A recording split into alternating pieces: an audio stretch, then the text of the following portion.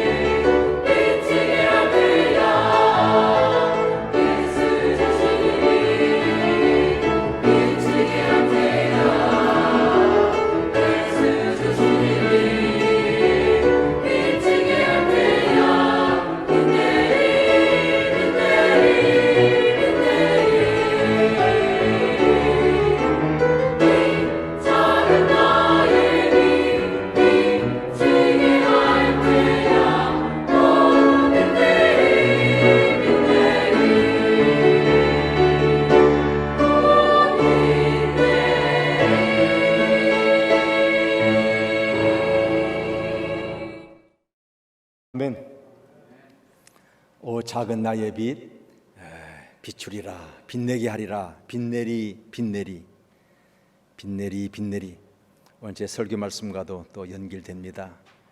어떤 형편이든지 어떤 상황이든지 나의 주님 주신 그 빛을 어디에서나 빛내리라, 빛내리라. 좋은 찬양 감사합니다. 오늘은 제75주년 강복 기념 주일입니다.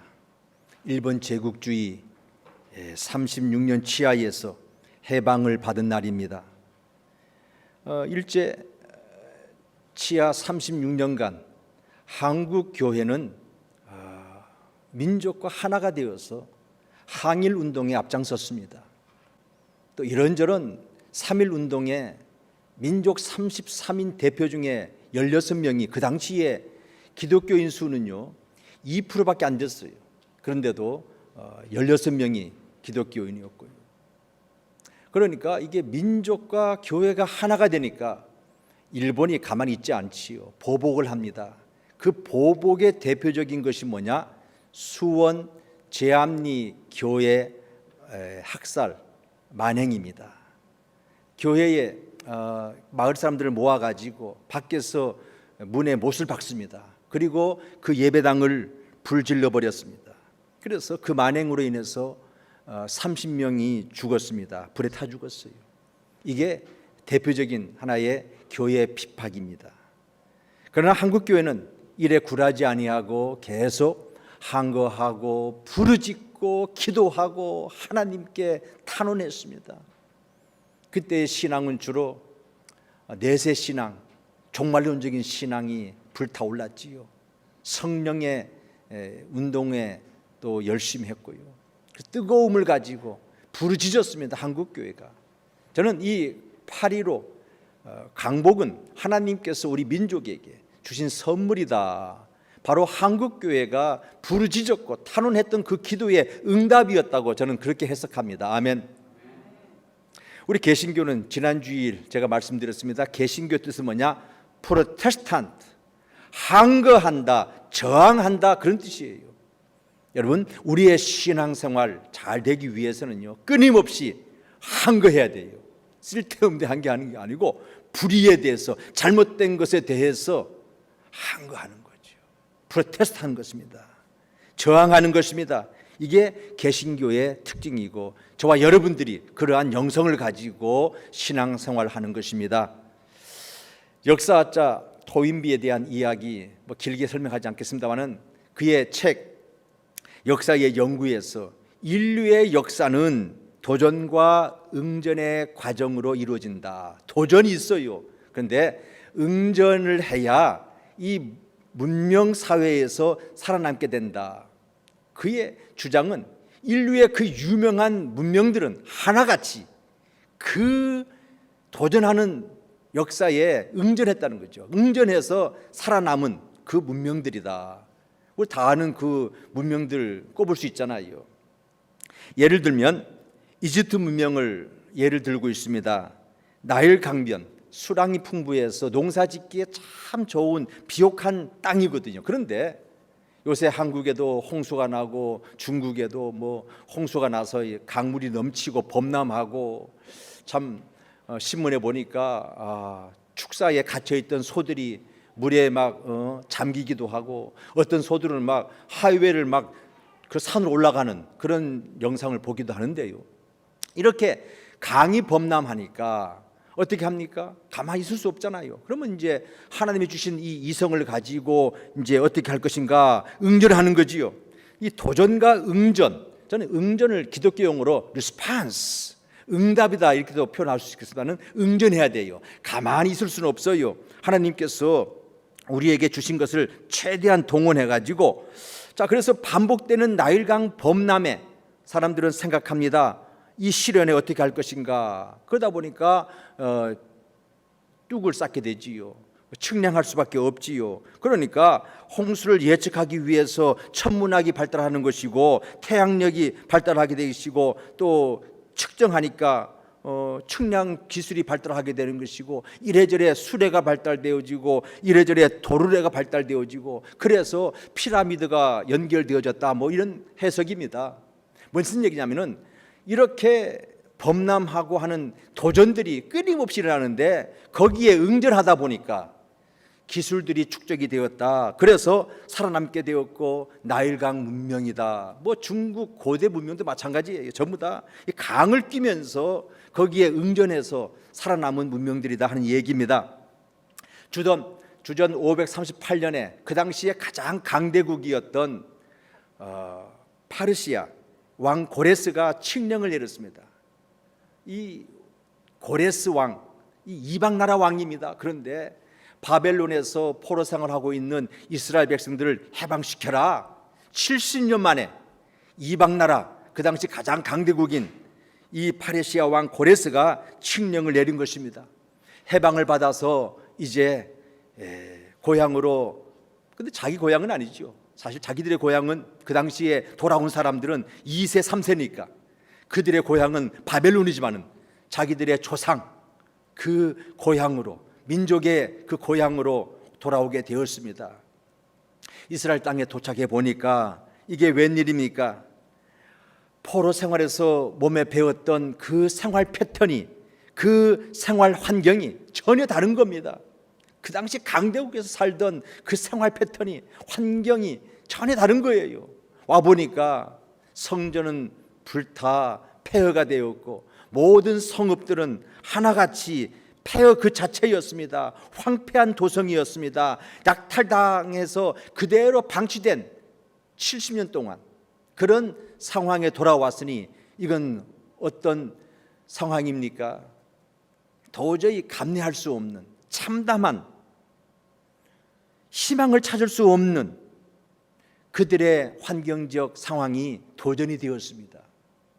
그렇게 돌아가기를 원했고 날마다 시온을 생각하면서 눈물로 보냈던 그들이 막상 와보니까 도저히 희망을 찾아볼 수 없는 폐허의 상황이었습니다. 이게 그들에게 도전이 된 거예요. 다시 돌아갈 수 없잖아요.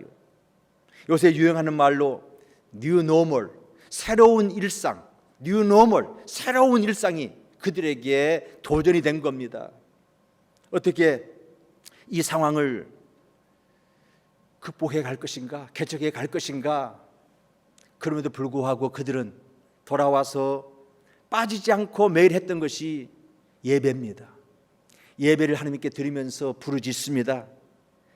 예배 드릴 때마다 부르짖는 그 기도의 내용이 이사야 64장 1절부터 시작되어지는 겁니다. 제가 오늘 5절부터 읽었는데 1절부터 읽으면요, 바로 이런 거예요. 하나님이여 원컨대 하늘을 가르시어 이 땅에 강림하소서.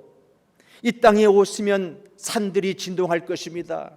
이 땅에 오시면 불이 섭을 사르며 불이 물을 끓임 같게 될 것이며 하나님께서 강림하시게 되면 저 이방의 권력들이 벌벌 떨 것이고 도저히 산처럼 무너지지 않을 것 같은 그 모든 큰 세력들이 다 무너질 것입니다. 오직 하나님 당신밖에 없습니다. 예배 드릴 때마다 강림하소서, 강림하소서 이렇게 부르짖는 탄원 기도를 하였습니다. 그들의 삶의 현장에 하나님의 오시기를 간절히 간구하는 기도, 역사에 개입하기를 간절히 부르짖었습니다. 이 부르짖는, 간절한 목마름으로 부르짖는 그 기도를 탄원 기도다 이렇게 말하는 것입니다. 이게 오늘 말씀의 배경입니다. 그리고 이제 탄원 기도를 계속하는 가운데 오늘 5절 말씀으로 이어집니다. 5절 말씀 하반절, 우리가 범죄함으로 주께서 진노하셨사오며, 또 6절 말씀입니다. 우리는 다 부정한 자 같아서 우리의 의는 다 더러운 옷 같으며 우리는 다 잎사귀같이 시들므로 우리의 죄악이 바람같이 우리를 몰아가나이다. 7절 하반절입니다. 우리의 죄악으로 말미암아 우리가 소멸되게 하셨음이니이다. 지금 이렇게 새로운 일상이 시작되어지는 폐허 같은 이 도전하는 상황 속에서 예배를 드리는데 하나님이여 강림하시옵소서, 오시옵소서. 그런데 거기에서 기도하는 중에 깨닫는 것이 내가 죄인입니다. 내가 죄인인 것을 깨닫게 되는 겁니다. 여러분, 이렇게 기도가 중요한 거예요. 제가 이 코로나 사태가 시작되어지면서 기도하면 기도할수록 이 코로나 사태는 나 때문에 왔다, 나의 허물과 죄 때문에 왔다, 이건 내 개인적인 고백이에요. 그래서 회개하게 되고 내 죄 때문에 왔다, 내 죄 때문에 왔다, 이런 저는 고백을 하였고 좀 지금도 무뎌지고 있는데, 여러분 계속 기도하면요, 그럼요, 이 모든 것이 나 때문에 왔다, 내 죄 때문에 왔다, 이런 고백이 나오게 되는 것입니다. 러시아의 문호, 또 노벨상 작가이고 행동하는 양심으로 유명한 솔제니친, 옛날 사람이죠. 솔제니친 하면 우리가 대학 다닐 때 참 유명한 사람이었는데 노벨 문학상을 타고 또 작가인 이 사람이 종교계 노벨상이라고 하는 템플턴 상을 받게 됩니다. 1983년에 템플턴 상을 나서 그때에 이제 수상 연설을 하게 되는 겁니다. 그 수상 연설 대목입니다. 한번 들어보십시오. 반세기가 훨씬 넘는 오래전에, 그러니까 내가 아주 어렸을 때, 나는 몇 분의 어른께서 러시아에 닥친 큰 재난에 대해 다음과 같이 말하는 것들이 기억납니다. 사람들이 하나님을 잊은 게야. 그래서 이런 일들이 일어나잖아. 그 후로부터 나는 러시아 혁명사의 연구에 약 50년을 바쳐왔습니다. 그 과정에서 나는 수백 명의 사람들을 면담했고 수백 권의 책을 읽었습니다. 그 결과 이미 8권의 책을 내놓은 바 있습니다. 한데 만약 지금 누가 나에게 6천만 명, 지금 대한민국 인구가 5천만 명이잖아요. 6천만 명의 우리 러시아 사람들의 생명을 삼켜버린 그 무서운 혁명이라는 것의 주된 원인을 가장 관명하게 정리해 보라고 한다면, 나는 이 말을 되풀이하는 것 외에는 더 정확한 표현을 찾을 수 없습니다. 사람들이 하나님을 잊은 게야. 그래서 이런 일들이 일어나잖아. 이게 솔제니치가 어렸을 때에 그 어른들이 한 말을 떠올리면서 이렇게 연설을 이 대목으로 마치게 된 것입니다. 여러분, 오해하지 마시고 들으시기 바랍니다. 이 코로나 사태, 하나님이 내리신 벌이냐 아니냐를 따지는 것이 아니고, 이 시대에 우리가 중점적으로 마음가짐해야 할 것은 뭐냐? 하나님을 생각하는 것, 기왕 벌어진 것, 여기에서 뭐 하나님의 죄, 벌, 물론 그건 각자 해석할 것이지만은 그걸 뭐 하나님의 벌이다 한들, 예수 안 믿는 사람들은요 그거 아무 와닿지 아니에요. 그게 소용없다는 얘기입니다. 그러나 우리가 기왕 벌어진 우리에게 있어서는 영적으로 신앙적으로 해석은 할 수 있어요. 저같이 나의 죄 때문에 그랬고 저의 잘못 때문에 그랬다고 하지만은, 그러나 보편화시킬 수는 없어요. 이때 우리가 생각할 것은 하나님을 생각하는 것이 중요하다. 하나님이 우리와 함께 하시는데 왜 이렇게 어려움을 주시는가? 하나님이 어떤 분이신가? 하나님을 내가 소홀히 하지 아니했는가? 돌이켜서 하나님에게 나아가는, 밀착시켜서 하나님과 교제하면서 하나님과 더 친근감을 갖게 하는 그러한 것에 생각을 해보는 기회다, 저는 말씀드렸습니다. 지난주에 저는 이 코로나 사태의 기간은 나를 성찰하는 기간이다라고 말씀드렸어요. 오늘 이 시간에는 돌이켜서 하나님에게로 돌아가는, 하나님께로 돌이키는 기회로 삼자라고 말씀드리고 싶습니다. 이왕 벌어진 거예요. 우리가 하나님을 떠나 산 것은 아니지만은, 하나님 안에서 산다고 하지만은 하나님 밖에서 또한 복을 찾으면서 추구하면서 살아지는 않았는가? 허황된 꿈을 꾸면서 살지는 않았는가? 하나님 안에서 온전하게 신앙생활하면서 하나님이 우리에게 약속하신 풍성한 삶을 누리려고 다시 애를 써야 하겠습니다. 아멘. 이렇게 이러한 영성을 가지고 탄원 기도하고 하면은 하나님께서 우리에게 인사이트도 주시고 깨닫게도 해주시고 위로도 해주시고 또 이런 고백이 나옵니다. 8절 말씀. 그러나 하나님이여 이제 주는 우리 아버지시니이다. 우리는 진흙이요 주는 토기장이시니 우리는 다 주의 손으로 지으신 것이니이다. 처음에 하나님 오시옵소서, 오시면은 모두가 다 떨 것입니다. 하나님 외에는 소망이 없습니다. 그렇게 5절까지 말씀하시고 5절부터 또 8절까지는 우리가 죄인입니다. 계속 탄원 기도합니다. 그때의 8절 말씀이 뭡니까? 여호와는 나의 우리 아버지시다. 아버지시다. 근데 그 아버지 누구예요? 토기장이시다. 나를 만드시고 빚으신 창조주 하나님이시다. 나는 이젠 주의 것이다. 이 고백이 나오는 거예요. 기도가 중요하겠지요. 탄원 기도를 하는 가운데 신앙의 기초, 나의 아버지 하나님은, 그 하나님은 나의 창조주가 되시고 나의 주인 되신다. 그러면서 이제 9절로 넘어옵니다. New normal, 새로운 일상. 그런데 너무나 이건 내 힘으로 안 돼요. 그래서 하나님의 도움을 간청하는 겁니다.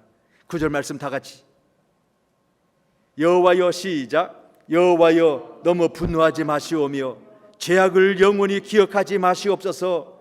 구하오니 보시옵소서. 보시옵소서. 우리는 다 주의 백성이니이다. 여러분, 우리는 다 주의 백성이라고. 내가 주의 백성입니다. 보시옵소서. 보시옵소서. 나는 주의 백성입니다. 여러분, 이제 내가 참 어려운 이 환경 속에서 주의 백성으로서 주님 도우심 받아서 내가 응전해 가겠습니다. 개척해 가겠습니다. 그 말씀이에요. 지금 사랑하는 성도 여러분, 지금 우리의 현실은 우리의 정치, 경제, 사회, 종교 총체적 위기를 직면하고 있습니다. 그 옛날 이스라엘 민족이 하나님을 향하여 탄식하며 부르짖던 상황과 전혀 다를 바 없습니다. 이럴 때 우리는 시편 기자가 노래했듯 기도했듯 우리도 그 기도를 해야 될 것 같습니다. 시편 121편 1절 2절입니다. 내가 산을 향하여 눈을 들리라. 나의 도움이 어디서 올까? 나의 도움은 천지를 지으신 여호와에게서로다. 아멘. 여러분, 어디다 도움을 청할 겁니까? 지금 미국이 확진자 500만 넘었어요. 전 세계 확진자 중에 25%, 사망자도 25% 1입니다. 이 강대국이 어디서 소망을 찾을 것인가? 군사력, 경제력. 자, 신앙적으로 볼 때 이 천지를 창조하신 여호와 하나님에게 맡길 때에 소망이 있는 줄로 믿습니다.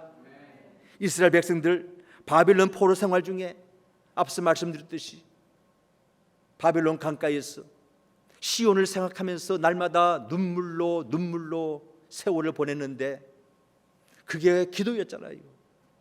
하나님께서 드디어 그 기도를 응답하시고 70년의 세월이 지난 후에 고레스 왕을 통해서 돌아오게 되었다. 돌아와 보니까 근데 그때의 바벨론 포로 생활 중에서 하나님은 우리를 잊어버리신 것이 아닌가? 이게 언제 끝날까? 한 세대, 2세대, 3세대가 지나면서 언제 끝날 것인가? 빨리 끝나야 될 텐데 그런 상황 속에서 갑자기 하나님의 때에, 하나님의 시간대에 이 해방이 온 것입니다. 그런데 지금 그 상황이 너무나 어렵다 하는 말씀, 새로운 삶이 시작된 거예요.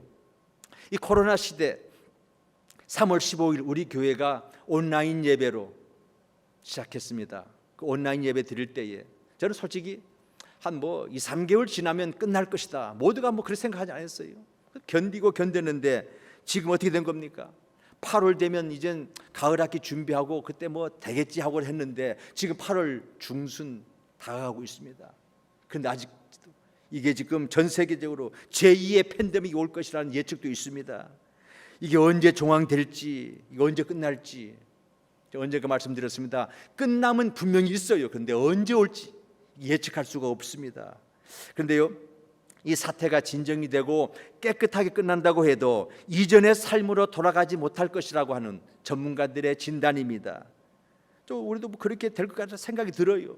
그걸 이제 뉴노멀이라고 하는 거예요. 새로운 일상이 전개될 것인데 조금 진정이 되고 깨끗해지면 지금보다 조금 낫겠지만은 그러나 우리가 이 사태 오기 전 그 경험했던 그 일상으로 돌아가기는 참 어렵다 하는 말씀입니다. 그렇다면 어떻게 해요? 와봤잖아요. 지금 이스라엘 백성들 와보니까 이 폐허된 상황 속에서 좋든 싫든 받아들여야 하는 거예요. 다시 바벨론 갈 수 없는 거예요. 자, 그것이 바로 도전입니다. 그 도전에 우리는 응전해야 됩니다. 갑자기 낯선 세상이 온 것 같이 지금 우리가 그렇게 살아가고 있잖아요. 지금 악수도 지금 이게 뭐예요? 이게 앞으로 악수가 없어지고 다 이걸 하는 것 같아. 이렇게 직장 생활도 그전 같지 않을 것 같고요. 저 뉴욕의 그 높은 빌딩들 지금 거의 8%밖에 채워지지 아니하고요. 앞으로 가택 근무 이런 것으로 잘 모르겠습니다만은 그런 생각들을 해보는 거죠. 예배도 어떻게 될지 모르겠어요. 이게 뭔가 좀 여기에 맞는 응전이 있어야 되지 않겠는가 이런 생각을 해봅니다. 여러분, 새로운 일상이 자리 잡아갈 텐데 이 낯선 세상 어떻게 살아야 하는가? 이러한 질문만 하지 말고 이제는 좀 직시하면서 어떻게 정신 차려서 이 변화된 세상에 맞춰야 할 것인가. 여러분 각자 생각하겠습니다는 이 목회자는 목회자로서 이 변화되어지는, 이렇게 급속도로 변화되어지는 이 세상 속에서, 이 환경 속에서 어떻게 목회할 것인가. 어제 당연했던 것이 이제는 당연한 것이 아닌 것이 되는 것입니다. 그럼 그거 맞춰야 되지 않겠습니까? 자꾸 옛날 생각해 봐야 소용없을 것입니다. 다 달라질 것입니다. 연세 드신 우리 어른들께서도 조금 이제 응전하셔야 돼요. 카톡을 볼 수 있고 카톡에 문자 보낼 수 있다 그러면 다 할 수 있어요. 익힐 것은 익히고 배울 것은 배우셔야 돼요. 뭐 내가 살면 얼마나 더 산다고. 아니에요. 더 사실 수 있어요. 더 사실 거예요. 아니, 제 어머니께서 임플란트를 하는데요, 임플란트를 딱 하고 1년 만에 돌아가셨어요. 근데 얼마나 자식으로서 잘했는가. 지금 생각해도 너무 잘했다. 여러분 1년 동안 이 임플란트를 하지 않고 얼마나 힘들겠어요. 그런데 그걸 자식들이 해드렸다는 게 지금도 생각하면 모이면 그 얘기예요. 너무나 그때 잘해드렸다고요. 여러분 1년을 살더라도 즐겨야지요. 누려야 되지요. 이제 뭐 살면 얼마나 산다고. 아니에요. 더 한창 더 사실 건데요. 응전하십시다. 이제 그래서 이 줌이란 프로그램, 뭐 저는 뭐 이거 코로나 전에는 뭐 얼핏 듣긴 했는데 이제 줌이라는 것이 이제 쑥 들어오잖아요. 우리 교회 보니까 지금 오전에 유치부가 지금 줌으로 지금 영상 예배 드리고 있고요. 중고등부가 지금 줌으로 영상 예배 드리고 있어요. 지금 또 큐티 모임이 지금 영상으로 지금 하고 있잖아요. 아침마다 큐티 모임. 또 우리 이병희 지사님 목요일마다 큐티 그 줌을 하고 있잖아요. 벌써 쑥 들어온 거예요. 지금 회의도 이제 줌으로 해야 되고요. 그런 날이 올 것이고 그게 이제 보편화 될 거예요. 근데 저는 아직까지 줌을 한번 들어가 봤어요. 우리 노회를 지금 줌으로 하거든요. 근데 아직까지 제가 하려니까 두려워요. 좀 떨려요. 그러나 제가 지금 배우고 있고 열심히 지금 출하하고 있는 겁니다. 핸드폰 문자 보낼 수 있으면 다 이제 할 수 있다는 얘기예요. 두려워하지 마십시다. 우리가 이 달라진 세상 우리의 도전입니다. 너무나 그전하고는 달라요. 응전해야 됩니다. 응전할 수 있는 방법 2가지 말씀드리겠습니다. 제가 오늘 설교에 여기까지 한 서러운 부분이라 그러면 이제 클라이맥스에서 가장 강하게 말씀드리고 싶은 것은 응전인데, 뉴노멀에서 어떻게 응전할 것인가. 첫째는 자족입니다. 둘째는 있는 것을 한껏 누리는 것이다. 우리가 원하는 것을 다 갖는 것보다 자족하는 것이 우리의 삶을 더 풍성하게 할 것입니다. 우리가 원하는 것을 다 갖는 것보다 자족하는 것이 더 어렵습니다. 우리가 원하는 것을 다 갖는 것도 어렵지만 우리가 가지고 있는 것을 가지고 누리고 만족하는 것도 어렵습니다. 첫째, 응전 어떻게 할까요? 자족을 배우십시다. 이게 응전에서 가장 중요한 겁니다. 옛날부터 지혜자들은 이렇게 말했습니다. 자족은 세상에서 가장 가치 있는 보물이다. 지혜자들이 깨달아서, 우리가 경험해서 이 말을 만들어내기보다도 이제 지혜로운 자들은요, 이런 좋은 말들은 내 걸 만드는 거예요. 자족은 세상에서 가장 가치 있는 보물이다. 우리 조상들은 안빈낙도라는 말을 하였습니다. 비록 가난하더라도 걱정 하나 없이 마음 편히 지내는 일상 말입니다. 어떤 뜻입니까? 없는 것 불편하다고 하지 말고 있는 것 잘 누리라, 그런 뜻이에요. 자연을 즐기는 복을 천복이라 그랬어요. 있는 그대로 있는 것들 잘 누리는 것이 천복이다. 그런데 보통 세상 사람들이 이것저것 해가지고 막 돈 벌어가지고 다 소유했어. 그런 사람을 일러서 열복이다. 여러분, 그렇게 있는 것을 누리는 것이 천복인데 우리가 열심히 해서 누려본들 지혜자들이 하는 말이 뭐예요? 열복이다. 천복의 열복은 저 아래에 있는 거예요. 성경도 그렇게 가르칩니다. 디모데전서 6장 6절, 그러나 자족하는 마음이 있으면 경건은 큰 유익이 되니라. 아하, 이게 경건과 자족이 연결되어지는 것을 이 말씀에서 우리가 힌트를 얻을 수 있습니다. 우리가 세상에 아무것도 가지고 온 것이 없음에 또한 아무것도 가지고 가지 못하리니 우리가 먹을 것과 입을 것이 있은즉 족한 줄로 알 것이니라. 옛날 이 말씀, 성경 말씀 그냥 들었으면 좋은 말씀이나 하고서 그냥 듣고 흘러버릴 것 같은데 이제는 이 말씀 암송해야 될 것 같아요. 가슴에 새겨야 될 것 같아요. 먹을 것과 입을 것이 있으니 족한 줄로 알아라. 히브리서 13장 5절 말씀, 돈을 사랑하지 말고 있는 바를 족한 줄로 알라. 그 다음 말씀, 그가 친히 말씀하시기를 내가 결코 너희를 버리지 아니하고 너희를 떠나지 아니하리라 하셨느니라. 자, 여기 5절 말씀, 돈을 사랑하지 말고 있는 바를 족한 줄로 말라. 이것을 끝나지 마시고요, 곧바로 쑥 읽어야 돼요. 뭐냐? 결코 너희를 버리지 아니하고 내가 너희를 떠나지 아니하리라. 연결시켜서 쑥 읽어야 될 줄로 믿습니다. 돈을 사랑하지 말고 있는 바를 족한 줄로 알라 하면서 내가 너희를 결코 떠나지 아니하리라. 임마누엘의 하나님, 임마누엘의 하나님. 여러분, 돈을 사랑하지 않는 것도 쉽지 않고 있는 바를 족한 줄로 아는 것도 쉽지 않은데, 그런데 여기 쉽지 않는 것, 가능한 것이 뭐예요? 쉽지 않는 것들인데 이것이 가능하게 하는 것이 뭐라고요? 하나님이 나와 함께 하신다. 내가 너를 결코 떠나지 않겠다. 이러므로 우리가 가능한 겁니다. 아멘. 돈 버는 것도 능력이에요. 그런데 그걸 벌어서 또 있는 것을 가지고 누리는 것도 능력이다. 어떻게 가능한 것이냐? 둘 다 가능하게 한 이 비결이 주님이 함께 하시기 때문에, 하나님이 함께 하시기 때문에, 함께 하셔서 도와주시기 때문에 우리는 뭐라고요? 보시옵소서, 보시옵소서, 주의 백성이니이다. 주의 백성이기에 우리는 그러한 능력이 있고 가능성을 가진 존재인 줄로 믿습니다. 자족할 수 있는 것은 하나님이 우리를 떠나지 않고 우리 곁에 있기 때문이라고 말씀하시는 거예요. 없으면 없는 대로 겁내지 않고 사는 것입니다. 왜요? 하나님이 임재와 동행을 약속하셨기 때문에.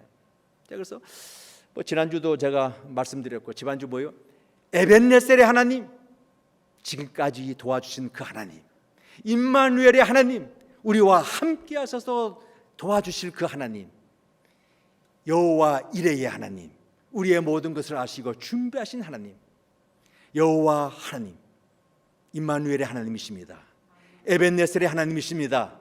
여호와 이레의 하나님이십니다. 이게 답입니다. 이게 하나님이 우리와 함께 하신다, 이걸 받아들이고 그래서 두려워하지 아니하는 것이 우리의 진정한 능력입니다.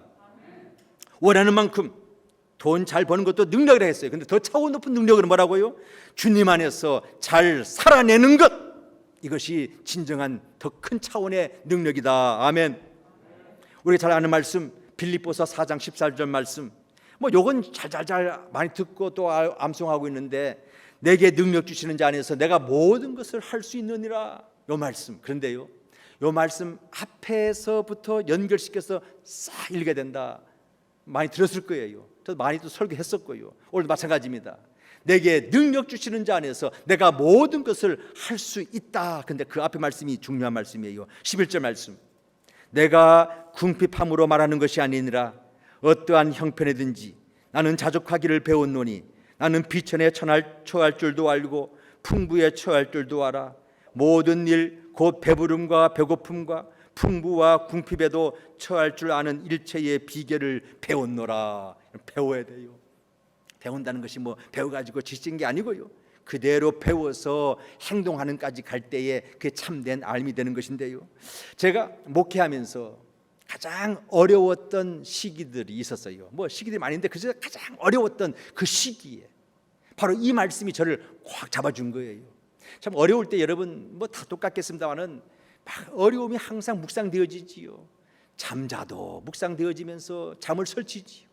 또 목사니까 새벽기도 할 수밖에 없잖아요. 새벽기도 가서 말씀 선포하고 집에 돌아왔을 때에 이 서재의 책을 한 권 딱 뺐어요.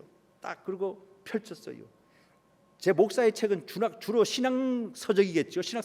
그런데 또 그러지 않은 책도 좀 많이 있어요. 근데 문학 평론 책인데 턱 폈어요. 가운데 좀 폈는데 오늘 이 말씀이 딱 나온 거예요. 일반적인 세상적인 책인데, 내가 궁핍함으로 말하는 것이 아니니라. 어떠한 형편이든지 나는 자족하기를 배웠노니 나는 비천에 처할 줄도 알고 풍부에 처할 줄도 알아. 모든 일 곧 배고픔과 배부름과 풍부와 궁핍에도 처할 줄 아는 일체의 비결을 배웠노라. 내게 능력 주시는 자 안에서 내가 모든 것을 할 수 있느니라. 너무나 잘 아는 말씀. 그런데 그 책에서 이게 보이니까 눈이 확 띄잖아요. 그러면서 고민했던 문제가 사라지면서 마음의 평안이 오면서 용기가 솟아오르면서 이거지 하면서 그냥 문제가 그냥 싹 사라지면서요. 그냥 이게 마음의 평안이 오면서 두려움이 사라지는 거예요. 여러분, 어떠한 형편이든지 자족하면서 흔들림 없이 평안하고 풍성한 삶이 가능한 것이 능력인데, 우리가 앞으로 살아내야 할 능력 중에 하나가 바로 이 자족의 능력이에요. 어떤 형편이든지 자족하는 것입니다. 하나님이 계시기 때문에 두려워하지 않는 것입니다. 하나님이 계시기 때문에 여전히 흔들림 없이 평안을 누리면서 다른 사람을 향해서 살아가는 것이, 이게 우리 그리스도인들의 진정한 능력인 줄로 믿습니다. 자, 뉴 노멀, 새로운 일상에서 우리가 먼저 다른 그 무엇보다도 갖추어야 할 그 응전이 자족입니다. 꼭 이렇게 말하면 꼭 이런 생각 꼭 나와요. 나는 그런 능력 필요 없어요. 돈 좀 주세요. 여러분, 그러지 마시고요, 이 자족을 배우셔야 돼요. 그러면 그 있으면 있는 대로, 없으면 없는 대로, 비천하면 비천한 대로, 풍부한 풍부한 대로 그것이 누려진단 말이지요. 이것을 깨닫지 못하고, 이것을 연습하지 못하고, 이것을 맛보지 못하면요, 그냥 돈 줘가지고 뭐 할 건데요. 그것 때문에 더 스트레스 쌓일 것이고, 그것 때문에 더 허망해질 것이고, 그것 때문에 더 자기 교만과 의만 나타날 것이고요. 전혀 소용이 없습니다. 유익이 없어요. 여러분, 두 번째는 누릴 것을 누려야 되는데, 우리 참 이번에 뭐 그런 분이 있다 그래요. 뭐 처음에 이제 코로나 시대 자택 격리령, 그러니까 우선 뭐 밖에 나가는 걸 좀 자제하면서 냉장고에 있는 거 그냥 다 먹었다는 거 아니에요. 다 먹고 난 다음에 이제 없어서 좀 찾아갔다는데, 그러니까 보니까 뭐 한 며칠을 누렸다는 거죠. 그래서 냉장고 청소도 깨끗해지고 자, 있는 것을 한번 누리자는 거죠. 여러분, 이 셀폰 보면요, 우리가 뭐 별거 몇 개 못 누려요. 근데 이 안에 보면요, 사실 유튜브에 가서 한번 보세요. 셀폰에 대해서 뭐 새로운 뭐 이런 팁이 있어요. 그걸 보면요, 아, 이런 것도 있네, 이런 것도 있네, 이런 것도 있네. 그럼요, 우리는 가진 것이 많은데 몰라서 못 누리는 게 참 많아요. 우리 뭐 그저 맨날 그 뻔한 거잖아요, 그죠? 왔다 갔다 오고만. 더 있어요. 우리의 가진 것 알고 누리면 되는 거예요. 우리가 돈 없어도 누릴 수 있는 것이 너무나 많아요. 내 것이 아닌데도 뭐 누릴 것이 너무 많아요. 여러분, 이 타운에, 이 도시에 오늘 처음 오신 분이 있습니까? 유학 오신 분이 있습니까? 뭐 공원도 많아요. 테니스 장도 많고요. 뭐 눈으로 누릴 것 참 많아요. 근데 내 것이 아니라니까요. 다 누리라고. 우리 집 앞에 그 산책로가 지금 잘 뚫려져 있어요. 그거 좀 누리자고 내가 밥 먹고 좀 걸어보자고 하는데도 영 뭐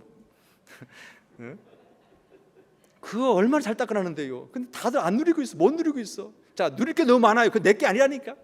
내 것인 것도 누릴 것이 많고 아닌 것도 누릴 것이 많고. 여러분, 나이아가라 폭포 그거 내 것을 소유할 필요 없어요. 그거 소유하려면 소유할 능력도 없지만은 그걸 만약에 내 것 소유했다 합시다.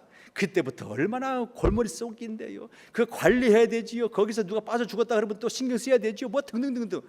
그런 건 내 소유를 만들 필요 없다니까요. 아멘. 자, 일부러 하기는 어렵지만은 기왕에 쪼그라들었을 때에 비우면서 풍성해지고 적은 것으로 넉넉하게 사는 법을 배우십시다. 자족하고 누리는 것, 이렇게 살다가 보면요, 배고플 때도 있고 배부를 때도 있고요, 상처 받을 때도 있고 상처 줄 때도 있고 뭐 이런저런 때가 많아요. 여러분, 그때일수록 그때 상황에서 내가 자족하고 그저 거기에 처하면서 응전하면 되는 거예요. 다시 오늘 말씀 보세요. 보시옵소서, 보시옵소서, 내가 주의 백성입니다. 자, 이러한 도전이 왔을 때에 주의 백성으로서 주님 보시옵소서, 내가 이렇게 응전하겠습니다. 자족을 연습하고 누리면요, 그 속에서 나오는 이런 선언, 나는 아무 때나 괜찮아. 주님이 계시잖아. 한번 따라 하시겠습니다. 나는 아무 때나 괜찮아. 주님이 함께 하시잖아. 기도합시다.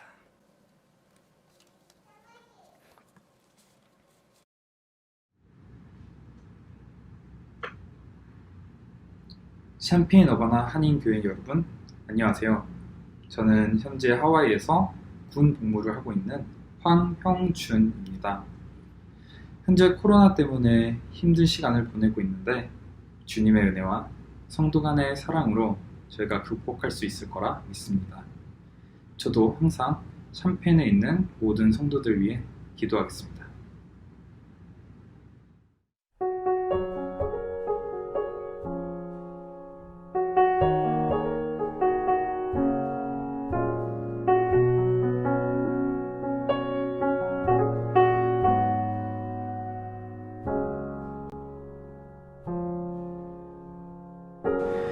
내가 사마리아에 가는 이유는 그곳에 울고 있었던 내가 있어서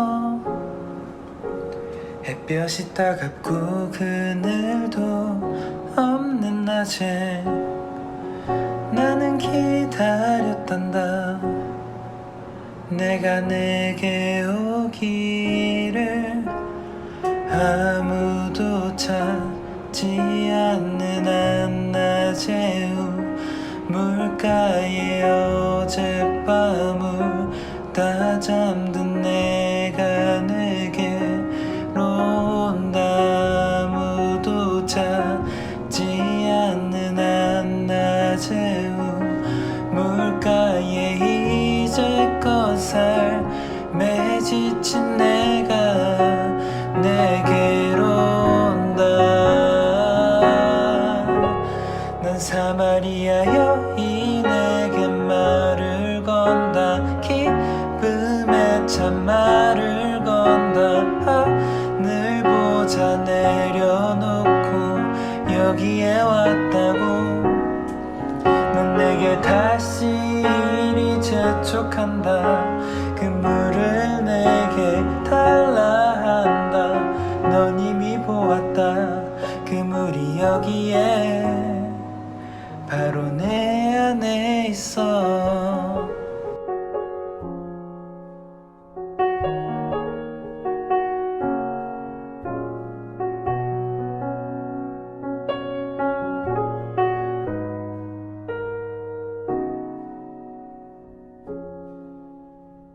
아무도 보지 않았던 내게 아무도 오지 않았던 내게 그 누구도 찾지 않았던 내게 내가 지금 간다.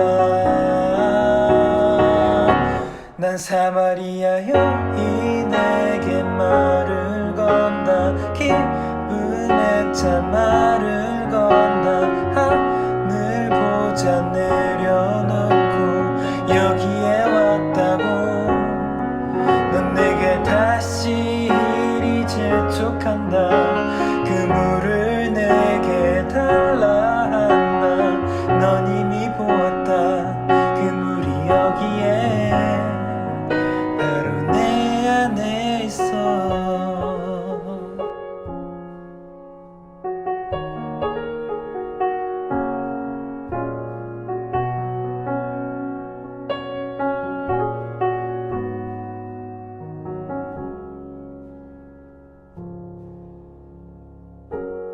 내가 사마리아에 가는 이유는 그곳에 울고 있었던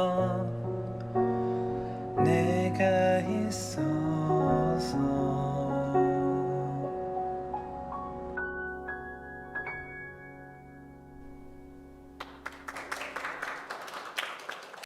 지금은 우리 주 예수 그리스도의 은혜와 하나님 아버지의 극진하신 사랑하심과 보혜사 성령님의 감동 감화 위로 충만 교통 역사하심이 보시옵소서 보시옵소서 내가 주의 백성입니다.